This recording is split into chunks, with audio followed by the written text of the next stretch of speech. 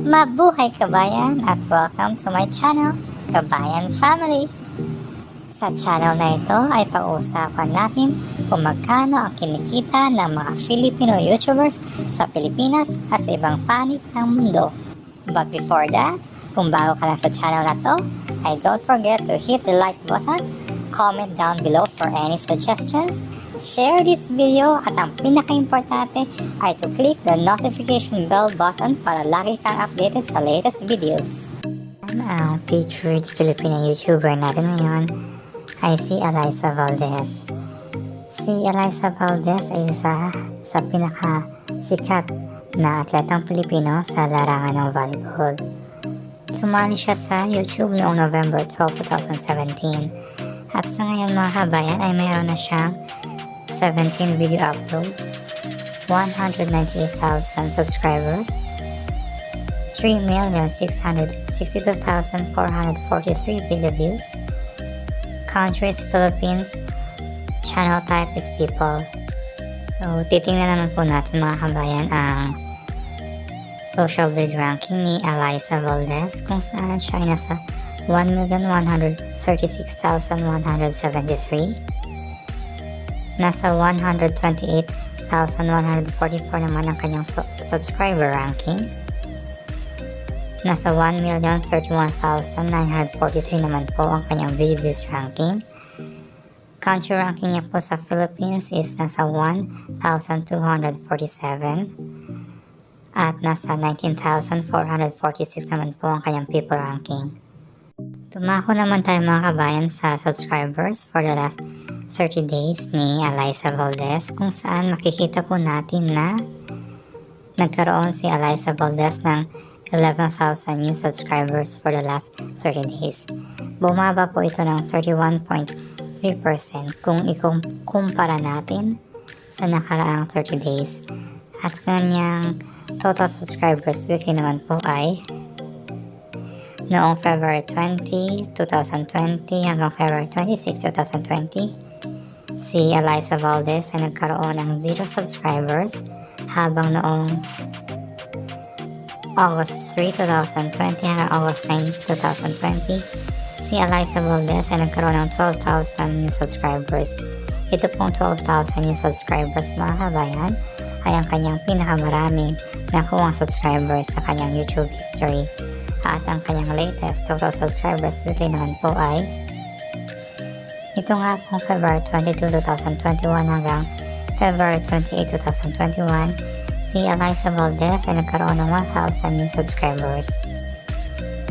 Makikita naman po natin ngayon ang estimated monthly earnings at estimated yearly earnings ni Miss Alyssa Valdez. Babalikan po natin yan. Pag-usapan muna natin ngayon mga kabayan ang video views for the last 30 days ni Alyssa Valdez kung saan siya ay nagkaroon ng 114,821 video views for the last 30 days. Bumaba po ito ng 66.3% kung ikukumpara natin sa nakarang 30 days. At ang kanyang total video views weekly naman po ay noong February 20 hanggang February 26, 2020, si Miss Alyssa Valdez ay nagkaroon ng 505 video views. Habang noong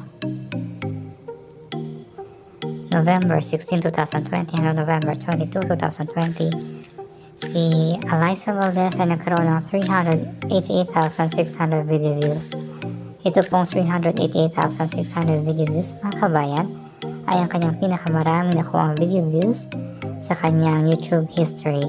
At ang kanyang latest total video views weekly naman po ay ito nga pong February 22 hanggang February 28, 2021 kung saan si Miss Alyssa Valdez ay nagkaroon ng 26,127 video views. So mga kabayan, titingnan naman po natin ang daily average new subscribers count for the last 30 days ni Miss Alyssa Valdez kung saan siya ay nagkaroon ng 367 new subscribers daily. At ang kanyang weekly average new subscribers count for the last 30 days naman po ay nasa 2.56k new subscribers weekly.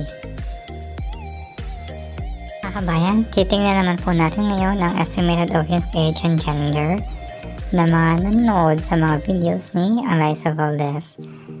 Mapapansin po natin na karamihan ng mga nanonood kay Miss Eliza Valdez ay nasa 25 years old hanggang 34 years old, kung saan nasa 15.9% po ang female habang nasa 16.9% po ang male. Sinusundan po ito ng 18 years old hanggang 24 years old, kung saan nasa 15.8% po ang female habang nasa 14.7% po ang male. Pag-usapan naman po natin ngayon ang estimated audience geography ng mga nanonood sa mga videos ni Miss Eliza Valdez. Mapapansin po natin na karamihan ng mga nanonood kay Miss Eliza Valdez ay nasa bansang United States, 21%. Sinusundan po ito ng bansang India, 12%. Pangatlo po ang bansang Taiwan, 6%. United Kingdom, 5%. Japan, 4%. Spain, 4%. Finland, 3%. Canada, 3%.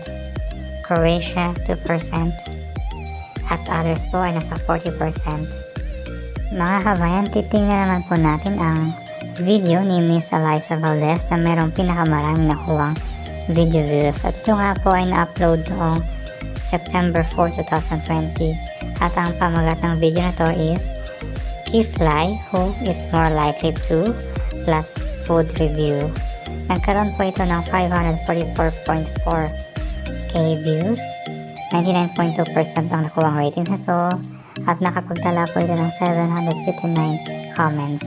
Ang estimated earnings ng video ni Miss Eliza Valdez na mayroong pinakamaraming nakuwang video views ay nasa $272 hanggang $2,200. So, i-convert po natin yan sa Philippine peso mga kabayan. $272 times 48 is equals to 13,056 pesos. Ang 13,056 pesos po mga kabayan ay ang posibleng pinakamaliit na kinita ni Miss Eliza Valdez sa kanyang YouTube video na mayroong pinakamaraming nakuhang video views. At $2,200 times 48 is equals to 105,600 pesos.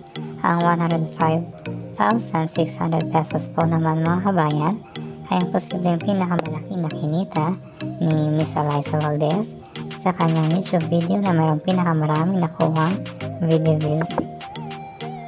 Mga kabayan, balikan naman po natin ngayon ang estimated monthly earnings at estimated yearly earnings ni Miss Eliza Valdez sa YouTube, kung saan makikita po natin na nasa $29 hanggang $459 po ang estimated monthly earnings ni Miss Eliza Valdez sa YouTube. I-convert po natin ito sa Philippine peso. $29 times 48 is equals to 1,392 pesos. Ang 1,392 pesos po mga kabayan ay ang posibleng pinakamaliit na kinikita ni Miss Eliza Valdez buwan-buwan sa YouTube. At $459 times 48 is equals to 22,032 pesos.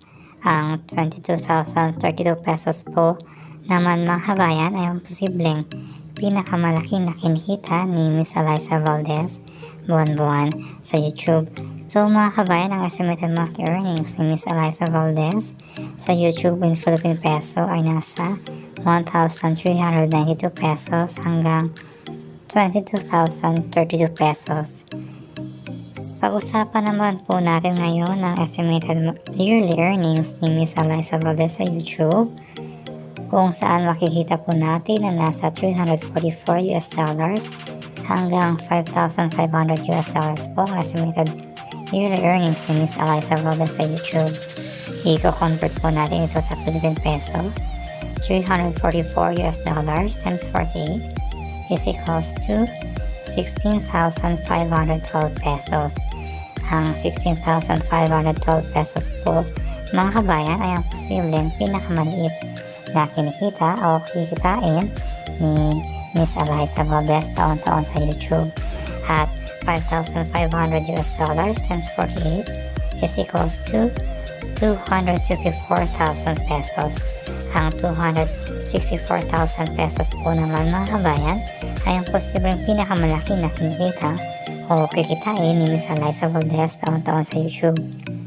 So mga kabayan, estimated yearly earnings ni Miss Eliza Valdez sa YouTube in Philippine peso ay nasa 16,512 pesos hanggang 264,000 pesos. At yun na po nagtatapos ang ating video. Kung nagustuhan niyo po ang video na ito, don't forget to click the like icon, comment below for any suggestions, share this video, and don't forget to subscribe and click the notification bell icon para lagi kang updated sa latest videos. Maraming salamat kabayan!